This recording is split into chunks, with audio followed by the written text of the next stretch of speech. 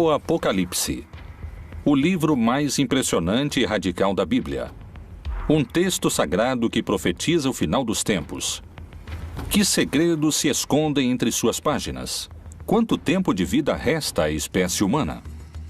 A história tem um rumo, e esse final é iminente, porque já estamos na etapa da última dessas figuras. Ou seja, o fim da história já está próximo. Por que muitos mencionam que existe um lugar onde seus habitantes poderiam se salvar? Segundo vários especialistas, dos 7 selos que compõem o Apocalipse, 5 já foram abertos, e agora o 6º está prestes a se abrir, o que trará a destruição de grande parte da população mundial. O caso está aí, mas há 7 selos. Quem nos dirá o que vai acontecer? E todos choram. Mateus está sugerindo a possibilidade de que não haja tanto medo no final dos tempos. Um grupo de cientistas detectou na natureza novos sinais que anunciariam um desastre natural com um poder destrutivo capaz de provocar a extinção da espécie humana. O mundo acaba para dar lugar a outro mundo novo. Desde o princípio dos tempos, há relatos bíblicos em que Deus ameaça com destruição total. A Torre de Babel, as estátuas de sal, o dilúvio universal e depois, a mais aterrorizante de todas, o juízo final. A história tem que terminar para dar início a um mundo novo. O Apocalipse, o começo do fim.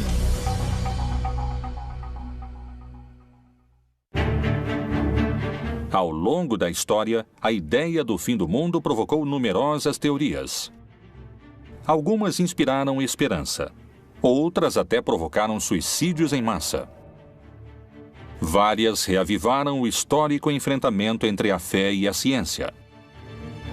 Mas, de modo geral, todas previram um final que nunca chegou. No entanto, hoje, vários cientistas e estudiosos da Bíblia consideram a possibilidade de que o fim do mundo esteja próximo.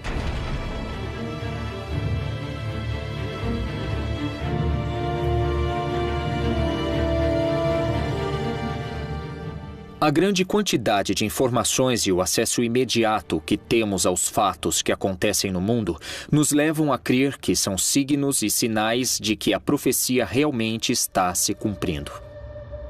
Qual é a informação secreta contida no livro mais impressionante da Bíblia e que acaba de ser revelada? Talvez algumas respostas se encontrem no contexto em que o Apocalipse foi escrito. Palestina, ano 90. Pouco depois da morte de Jesus Cristo, os seguidores de sua mensagem cresciam em número no Império Romano. Mas, nessas terras, a ideia do Messias era sinônimo de rebelião política. O apóstolo João era uma figura-chave para os romanos.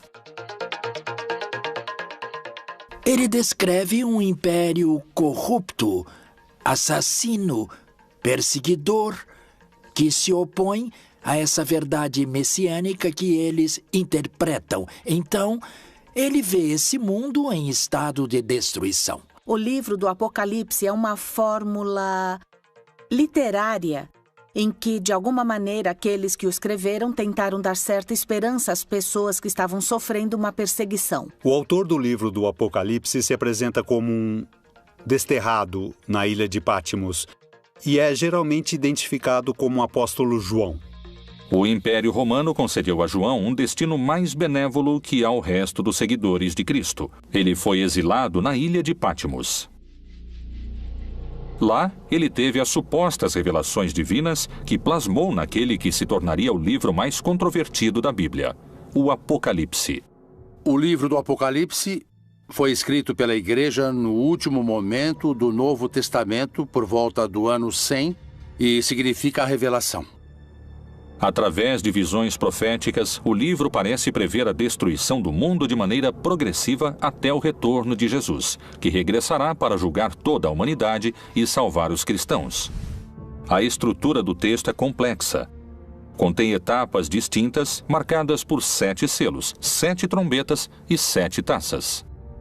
A ideia da trombeta como aquilo que anuncia, a ideia da taça como aquilo que contém, que sustenta algo, que se derrama, a ideia dos selos como aquilo que, de algum modo, dá certificação.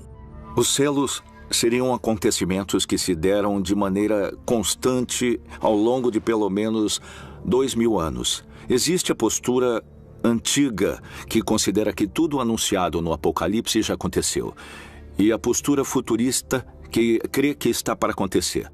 No entanto, creio que o Apocalipse é uma descrição de tudo o que tem sucedido no que poderíamos chamar de período da igreja, ou seja, para os crentes, desde o momento em que Jesus parte até que ele retorne. Tudo isso é o Apocalipse. O fundamental é que existe um valor da história, um julgamento da história, e quem tem o livro nas mãos é precisamente o Senhor Jesus Cristo. É Ele quem pode julgar sobre o que ocorre na história. De diferentes maneiras fala-se de uma destruição paulatina do mundo e do ressurgimento do mundo em torno de um novo céu e de uma nova terra.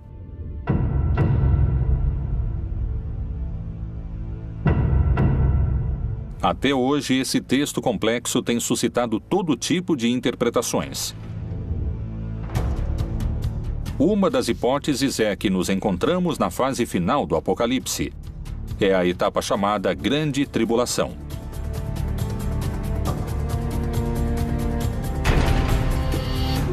Esse período se caracteriza por um dado central: um personagem que chega depois de aberto o primeiro selo. Parei sobre a areia do mar e vi subir do mar uma besta que tinha 7 cabeças e 10 chifres.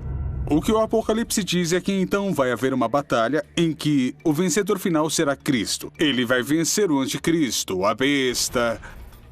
Esta besta representa todo o poder contrário ao cristianismo.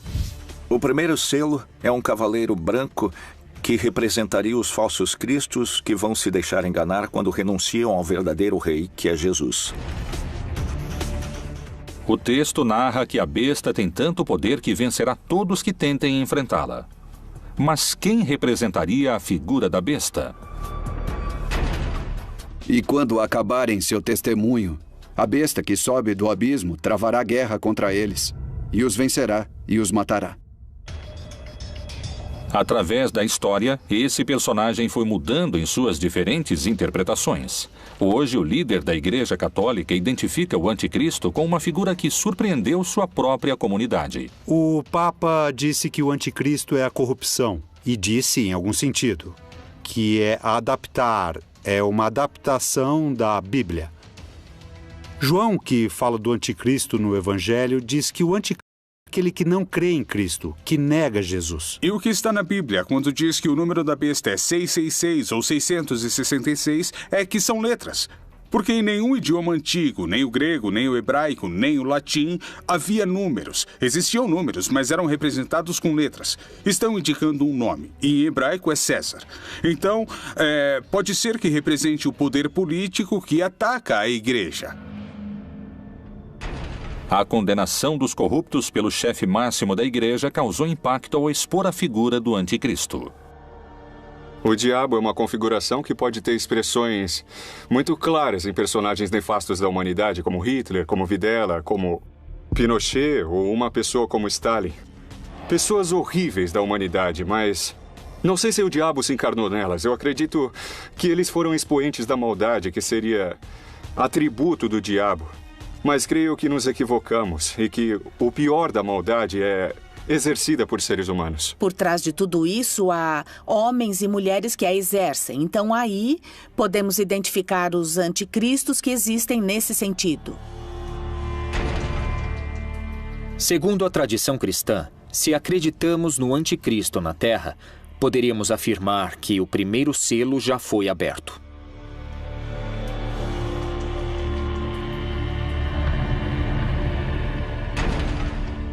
O segundo selo revela um cavalo vermelho, que significa a violência, a guerra, e que precisamente está descrevendo a guerra, a destruição da comunidade. O cavalo na América Latina, pelo menos no Cone Sul, era muito comum como meio de transporte. No Oriente Médio é muito mais restrito, há muito menos cavalos. Era um símbolo da realeza, de poder, da beleza, muitas vezes ligado também a forças negativas, forças poderosas que têm a ver, às vezes, com o orgulho divino frente à vontade de Deus. O Apocalipse fala de uma realidade permanente. A violência entre os humanos vem desde o Gênesis, desde o capítulo 3, quando Adão e Eva discutem quem foi o culpado. Desde então se instaura a violência. Não há época em que não exista violência entre os humanos, morte e destruição.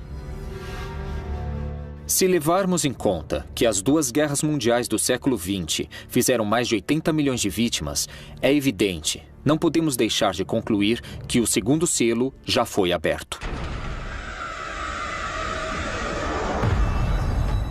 O terceiro selo trata da fome. Uma pessoa em cada 9, 13% da população mundial, passa fome, segundo dados do último relatório da ONU. Quando falamos do Cavaleiro da Fome, efetivamente podemos saber que no mundo sempre houve fome. Hoje temos 850 milhões de pessoas morrendo de fome no mundo. Mas a fome ameaçou o mundo. É um cavaleiro que cavalgou ao longo de toda a história de toda a humanidade. Cada novo selo é muito mais poderoso que o anterior e faz mais vítimas na Terra. Se tivermos em conta a fome que hoje existe na Terra, definitivamente podemos dizer que o terceiro selo do Apocalipse foi aberto.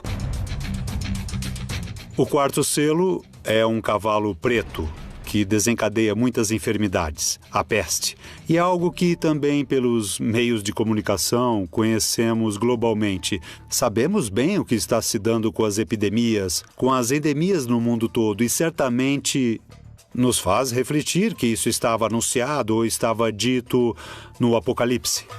O quarto cavaleiro do Apocalipse representa as diferentes pandemias que aconteceram no mundo. Podemos também situá-lo ao longo desses 20 séculos, desde a peste antonina, do ano 160 depois de Cristo, até a época de Justiniano, em que houve outra pandemia importante.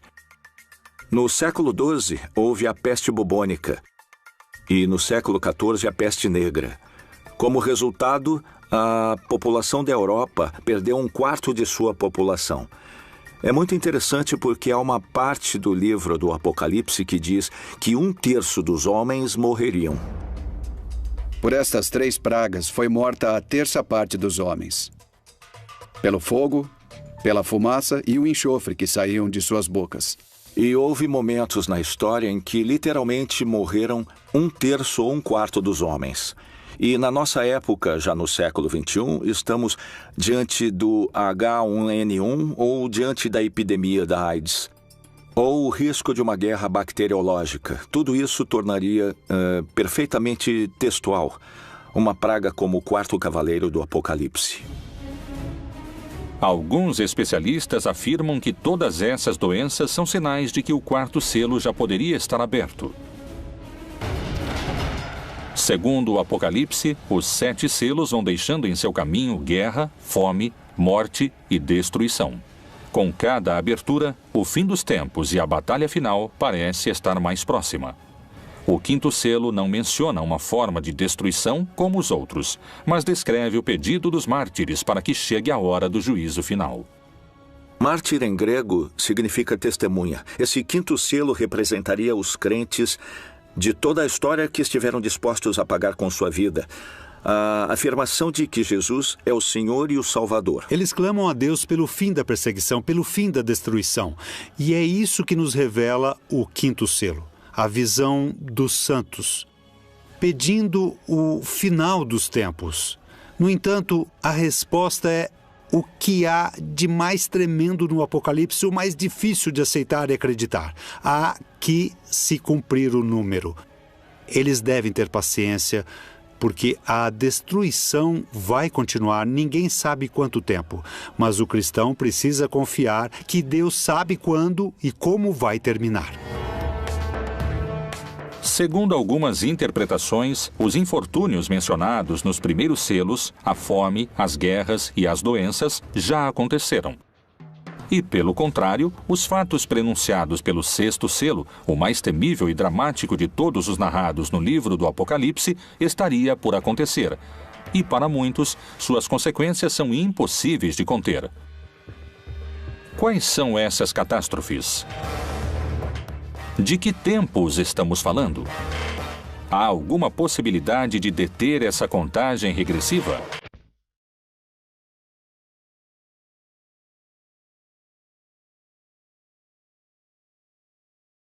O Apocalipse, o livro mais misterioso da Bíblia. Supõe-se que foi escrito pelo apóstolo João com símbolos e mensagens ocultos para não cair nas mãos dos romanos, que o teriam destruído. Não queriam que a palavra de Jesus e seu movimento contra o império prosperassem. O mistério das 7 estrelas que viste na minha destra e dos 7 castiçais de ouro. As 7 estrelas são os anjos das 7 igrejas, e os 7 castiçais que viste são as 7 igrejas. Quando João, no Apocalipse, fala das 7 taças, das 7 igrejas, das 7 luzes, está falando de tudo relacionado com os últimos tempos e está falando numa linguagem apocalíptica. A linguagem apocalíptica não tem nada de literal. Não se pode ler exatamente como está lá. É eufemística. Então, deve-se interpretá-la como sinais de difícil compreensão, como uma linguagem deliberadamente crítica. O número 7 representa um ciclo, assim como a semana. Se falamos das 7 igrejas ou dos 7 anjos, mas também pode ter aspecto negativo se falamos do dragão, que é o diabo com 7 cabeças, ou da grande Babilônia, que está sentada sobre 7 montes. João visualizou bestas, monstros e enormes catástrofes naturais que destruiriam o mundo.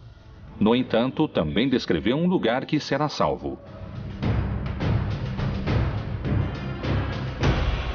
E eu, João, vi a santa cidade, a nova Jerusalém, que de Deus descia do céu, adereçada, como uma esposa ataviada para o seu marido. Portanto, a chave para entender o Apocalipse é ver na Nova Jerusalém o novo povo de Deus. Diz que é dourado ou que é de ouro, porque o ouro no Apocalipse representa o caráter de Deus. Os crentes no final estarão tão cheios de amor, uns pelos outros, tão cheios de amor a Deus, que isso é descrito como uma cidade dourada. O Apocalipse fala de uma nova Jerusalém. Quando o Apocalipse foi escrito, ou pelo menos quando foi editado, a cidade de Jerusalém já havia sido destruída. Estava em ruínas. Quem são esses eleitos mencionados no texto sagrado? Como é o povo que se salvaria do fim anunciado pelo Apocalipse? Poderia existir no mundo um lugar com essas características? Michoacán, México. A quase 700 quilômetros ao sul do Distrito Federal, na chamada Terra Quente do estado, encontra-se Nova Jerusalém. Essa localidade é ao mesmo tempo uma cidade e uma comunidade religiosa. Seus habitantes têm uma interpretação particular do Apocalipse. Aqui no México temos um estado que se chama Michoacán, onde um sacerdote, o Padre Nabor, por volta de 1973, iniciou um movimento para que seus paroquianos fossem viver em comunidade. Em Nova Jerusalém há um povo muito crente que acredita que com suas rezas vão salvar o mundo.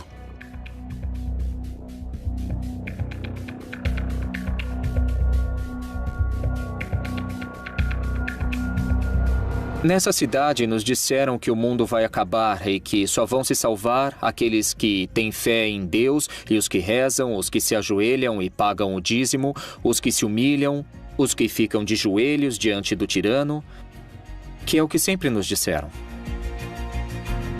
Como começou essa ideologia que hoje define a vida cotidiana de cerca de 2.500 pessoas?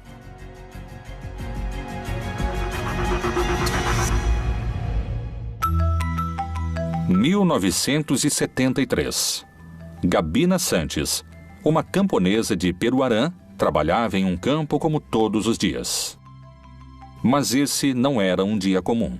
Aconteceria algo que marcaria o destino de toda uma cidade. Em 9 de junho, de manhã, dizem que a Virgem apareceu para uma senhora dentro desse espaço em que hoje está situada em Nova Jerusalém. E que lhe deu uma mensagem. A mensagem era que ela dissesse ao mundo para fazer penitência e que tivessem fé no Santo Rosário, porque o mundo estava perdido, que a humanidade estava perdida, até aquele momento. A construção da cidade aconteceu com a fé na aparição da Virgem.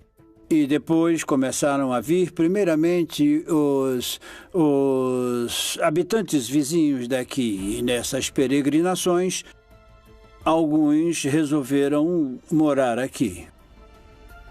A Virgem, quando pediu ou indicou como se formaria uma comunidade ou uma cidade, ela disse como queria a comunidade. Pediu que fizesse uma cidade, mas disse que queria um lugar pobre e simples, onde ela pudesse recolher acolher seus filhos que fossem vê-la. Queria pessoas simples, pessoas de coração puro, capazes de uma entrega limpa. E indicou que tinham que fazer um lugar diferente de qualquer outro para salvar o mundo. A primeira mensageira e o primeiro líder espiritual morreram há alguns anos. Assim, o dom de receber as supostas mensagens e a liderança dentro dessa comunidade coube a outras pessoas. Hoje, se supõe que uma mulher é a encarregada de se comunicar com a Virgem e existe um líder que determina os destinos da cidade. As regras são muito rígidas. Nós somos fiéis à Virgem do Rosário. Acreditamos nela, acreditamos na sua aparição, acreditamos na maior parte das mensagens que transmitiu do ano de 73 ao ano de 81. A devoção a ela se dá em primeiro lugar com o Rosário. Rezar o Rosário, levá-lo consigo, é dessa maneira que se dá essa devoção. As condutas proibidas em Nova Jerusalém são... basicamente, não usar tecnologia, como telefones celulares, internet, redes sociais. Em termos de roupas, para as mulheres, não usar decotes nem minissaias. E rezar diariamente, 2 vezes por dia, 3 vezes por dia, pagar o dízimo. Está proibido o namoro, está proibido a educação laica, está proibido o futebol. Ou seja, basicamente, as crianças não têm nenhum tipo de distração e passam o dia inteiro rezando. Desde os primeiros séculos e na Idade Média houve grupos que trataram de fundar comunidades onde se estabelecesse a Nova Jerusalém. E especialmente quando a América foi descoberta, vários grupos puritanos, incluindo alguns seguidores de Colombo e o próprio Colombo em seu livro de profecias, achavam que haviam chegado a um lugar onde a Nova Jerusalém seria estabelecida. Então a Nova Jerusalém em vários lugares da América Latina representa a Nova Israel, ou seja, os crentes judeus e não judeus do mundo todo, que no final dos tempos serão um conjunto de seres humanos que adquiriram um caráter parecido ao de Deus e, portanto, é representada com ouro como uma cidade resplandecente, porque sua natureza é uma natureza sublime. Poderia a cidade Nova Jerusalém ser o único lugar isento da destruição global do Apocalipse anunciada no 6º selo? Talvez só o tempo tenha a resposta. E quais são os desastres descritos no 6º selo do Apocalipse?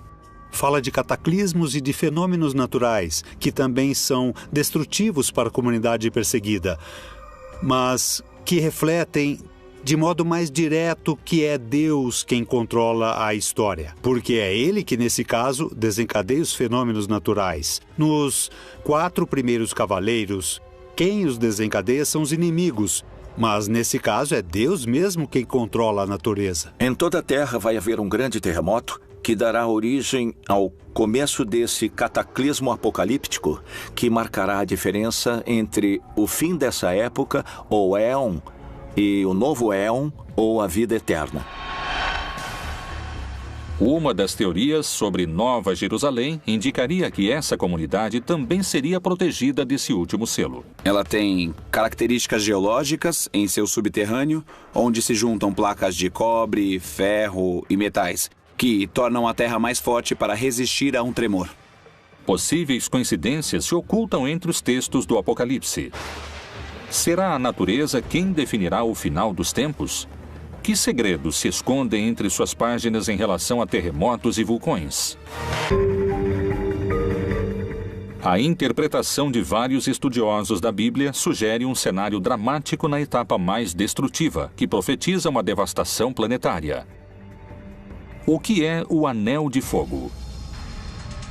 Por que alguns cientistas afirmam que nele poderia se desencadear uma destruição maciça e que coincide com a descrição do sexto selo? O significado do Anel de Fogo, que basicamente rodeia todas as costas pacíficas do Oceano Pacífico, é a colisão das placas. Nessas zonas de colisão de placas continentais e placas oceânicas ocorrem fenômenos vulcânicos e sísmicos. Isso coincide basicamente com o Cinturão de Fogo, o Anel de Fogo do Pacífico. De que modo estão mencionadas no livro do Apocalipse as consequências do sexto selo?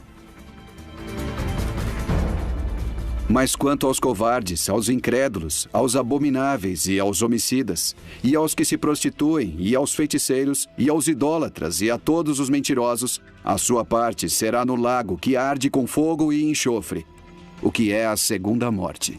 Do ponto de vista geológico e astronômico, os fenômenos são basicamente a extinção do Sol. O Sol vai passar a ser um gigante vermelho, aumentará significativamente de volume e absorverá nesse crescimento tanto Mercúrio quanto Marte. A proximidade do Sol fará com que o planeta se aqueça muitíssimo e, nesse momento, desaparecerá a vida. E havendo aberto o sexto selo, olhei, e eis que houve um grande tremor de terra. Quando se abre o sexto selo do Apocalipse, ocorrem os terremotos. Aqui, a palavra é literal. Não existe outra definição, nem explicação, nem nenhum tipo de erro de tradução. O reaquecimento poderia estar simbolizado pelo fogo, mas parece que esse não é o único desastre natural possível. A mensagem da Virgem de Nova Jerusalém anuncia que o final também poderá chegar através de grandes terremotos.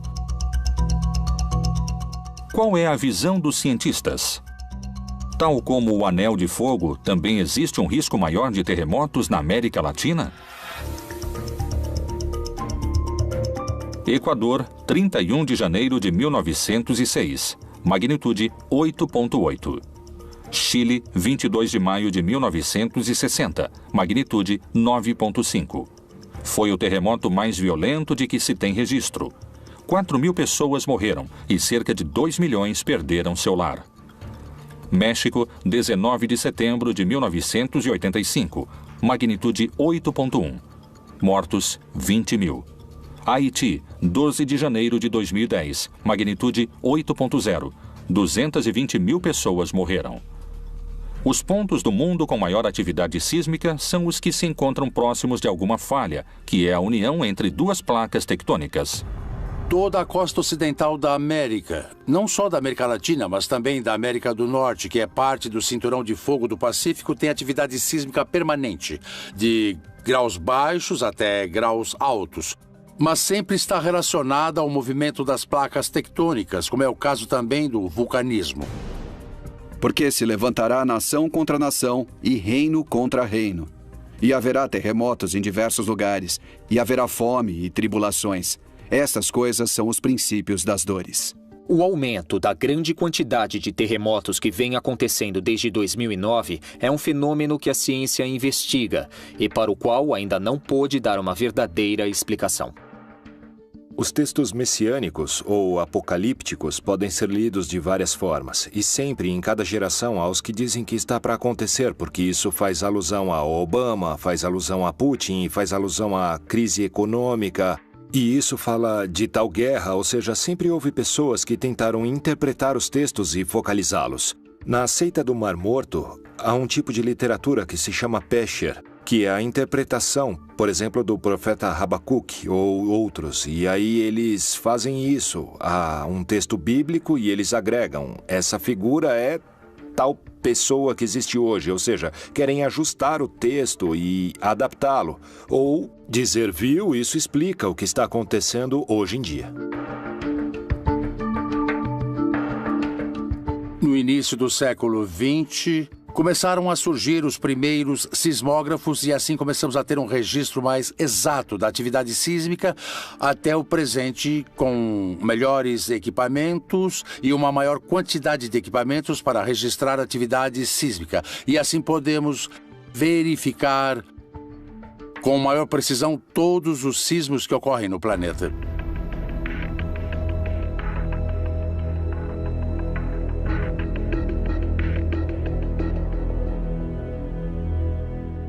O sexto selo do Apocalipse descreve um grande terremoto e também a ideia de que os céus se revolveram como se formando um rolo. Agora, é claro, toda a descrição desse selo é feita com as palavras da cosmogonia antiga. Os mais céticos afirmam que faltam muitos anos para o fim do mundo. Esse é um fenômeno que não ocorrerá em menos de 4 a 5 bilhões de anos. Para outros, a destruição global através de vulcões e terremotos é iminente. A essência desses símbolos continua sendo vigente, na ideia de que a história tem de terminar para dar início a um mundo novo. Vários intérpretes concordam com a análise de alguns cientistas. Vivemos em tempos apocalípticos e o fim do mundo pode começar a qualquer momento. Vamos assistir a um final do mundo dos tempos bastante forte e muito caótico. O sol, a lua, as estrelas vão cair. E Jesus irá se estabelecer na terra e vai separar os que o seguiram dos que não o seguiram. Qual é a evidência que confirmaria o possível retorno de Jesus antes do fim dos tempos? Talvez a resposta se encontre em outros livros da Bíblia.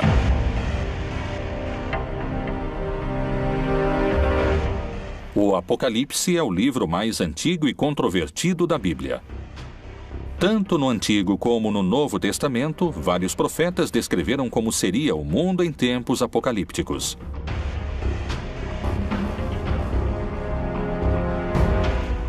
E este evangelho do reino será pregado em todo o mundo, em testemunho a todas as nações. E então virá o fim. No Evangelho de Mateus, nos capítulos 24 e 25, utiliza-se essa expressão literária para falar do final dos tempos, mas utilizando o personagem de Jesus. Mas o interessante do Apocalipse é que matam os que não creem, os que não seguem Jesus, os que não foram fiéis a Jesus. O povo cristão não deveria ter medo de ler o Apocalipse, porque é para aqueles que não foram fiéis a Jesus. Se eu fui fiel a Jesus, estarei do lado daqueles que irão se salvar. Muitos correrão de uma parte para outra, e a ciência se multiplicará. Daniel também faz parte desse mesmo gênero literário. Escreveu alguns de seus fragmentos de maneira apocalíptica. E também aqui podemos reconhecer esse aceleramento dos processos humanos, dos processos históricos, que de fato na época em que Daniel escreveu não se podia imaginar a quantidade de conhecimento acumulado, as possibilidades tecnológicas acumuladas e também os recursos humanos acumulados. E simultaneamente a isso, o desgaste do planeta, o desgaste das relações humanas, a quantidade de habitantes, tudo isso evidentemente influi e estamos num tempo de aceleração e isso é indiscutível. A cada minuto somam-se cerca de 2.000 páginas ao conhecimento científico do homem, e uma pessoa precisaria de 5 anos para ler todo o material que é produzido a cada 24 horas. Temos carros que chegam a 350 km por hora e aviões que ultrapassam a velocidade do som. Um ritmo de vida incomparável ao que se levava há 2.000 anos. As visões no livro de Daniel estão entre os grandes mistérios apocalípticos. São símbolos de que a sociedade humana em sua história chegará a um ponto tão instável que ela própria vai desmoronar. Tudo isso está simbolizado por um cataclismo como acontece em toda a literatura apocalíptica. O julgamento da história é um elemento no qual crê o cristianismo. Nós o chamamos de parúsia. É a vinda do Senhor Jesus no final dos tempos como juiz da história e da vida de todos os seres humanos. É verdade que nosso momento histórico tem uma peculiar consciência da decadência da história humana. Entendemos o que é o fim do cosmo, também imaginado do ponto de vista físico. Podemos falar dessa expansão do universo que tende a um esfriamento global, não um aquecimento global do planeta, porém mais amplamente. E podemos imaginar, sabemos que a Terra, nosso lugar onde desenvolvemos a história, é decadente. Havia 3 visões básicas do fim da história. Uma visão que se chama utópica, que chegará ao fim dos tempos e o cordeiro viverá com o lobo, e a criança brincará com a serpente, e a destruição cessará, ou seja, uma visão idílica da paz universal. A outra visão é restaurativa. Então é uma ideia segundo a qual a época messiânica é a restauração do reino de Davi, ou seu equivalente. Ou seja, uma época em que Israel viverá em paz com seu próprio estado, um estado poderoso. A terceira visão é que é uma visão catastrófica.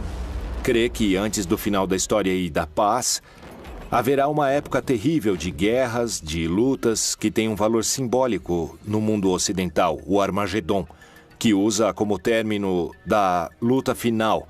Mas em hebraico é Ar-Megido, o Monte Megido, um lugar que fica ao norte de Israel. Pode-se estar no meio do Armagedon e ver esse lugar, que é uma cidade que teve uma grande história na época bíblica, a cidade de Megido. Então, nessa visão, antes que venha o bem e a paz, haverá uma época terrível de sofrimento, de guerra, de lutas. Além da referência precisa no 6º selo, há outra citação bíblica que menciona luas de sangue como um sinal do fim. O sol se converterá em trevas e a lua em sangue, antes de chegar o grande e glorioso dia do Senhor.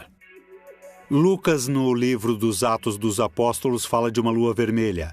No entanto, se refere ao Antigo Testamento, algo que está anunciado no Antigo Testamento.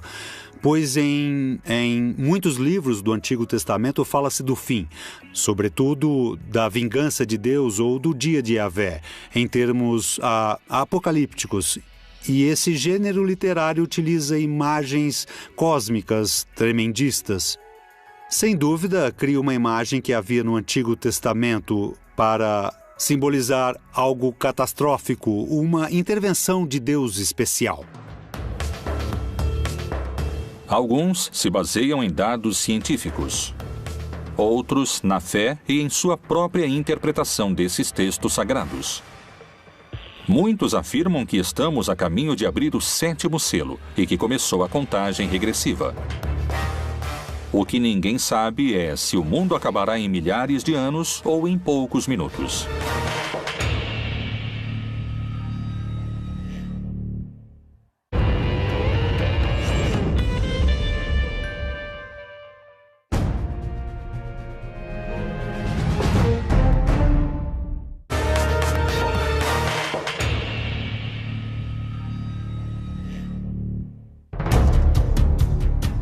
As profecias apocalípticas têm um espaço próprio no livro mais importante da história, a Bíblia. Depois das catástrofes do 6º selo, o texto descreve a abertura do 7º, em que 7 anjos tocarão 7 trombetas e 7 taças serão derramadas. Esse selo anuncia o fim dos tempos e a batalha final. E vi outro grande e admirável sinal no céu. 7 anjos que tinham as 7 últimas pragas, porque nelas é consumada a ira de Deus. Na verdade, o 7º selo supõe o fim da história, o fim das perseguições, o triunfo dos eleitos, a derrota dos malvados, da besta, do dragão, etc. O Apocalipse também mostrou ao longo de todo o texto que quem comanda a história é Deus, que ele inclusive permite aos maus e aos cataclismos atingirem os eleitos. E finalmente o sétimo selo revela o triunfo divino, a instauração do reino de Deus no mundo. O dia final será precedido de uma batalha entre um anticristo e Deus ou o bem. O que o texto está dizendo é que há um momento final da história em que o bem vence, e vence de uma maneira definitiva, e que Jesus, que venceu a morte, voltará numa manifestação gloriosa. Isso se chama parúzia, a segunda vinda de Jesus. É um dia de júbilo, de vitória para aqueles que creem em Jesus. O texto diz que esses horrores vão terminar e que haverá um juízo final no qual serão castigados todos os opressores, ou seja, todos aqueles que nos fazem sofrer e que finalmente serão castigados porque finalmente triunfará a libertação.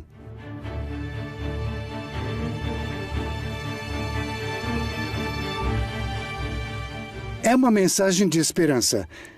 Mais tarde, a igreja transmitiu isso como se fosse uma revelação sobre o que vai acontecer depois da morte, que haverá um juízo final sobre todos, ok? Então isso já é uma interpretação feita pela igreja que faz parte do seu projeto de dominação. O Apocalipse não é um livro histórico. Não é um livro do futuro, não é como uma bola de cristal que revela o futuro. É um gênero literário, escrito no gênero literário judaico-apocalíptico. A atmosfera se torna de terror quando o Apocalipse é citado hoje. Não é sobre o futuro. Quem escreveu o livro não estava pensando no fim do mundo, nem no futuro. Estava pensando no presente. Existiria o povo eleito que poderia se salvar do fim do mundo? Seria possível minimizar as consequências das catástrofes naturais?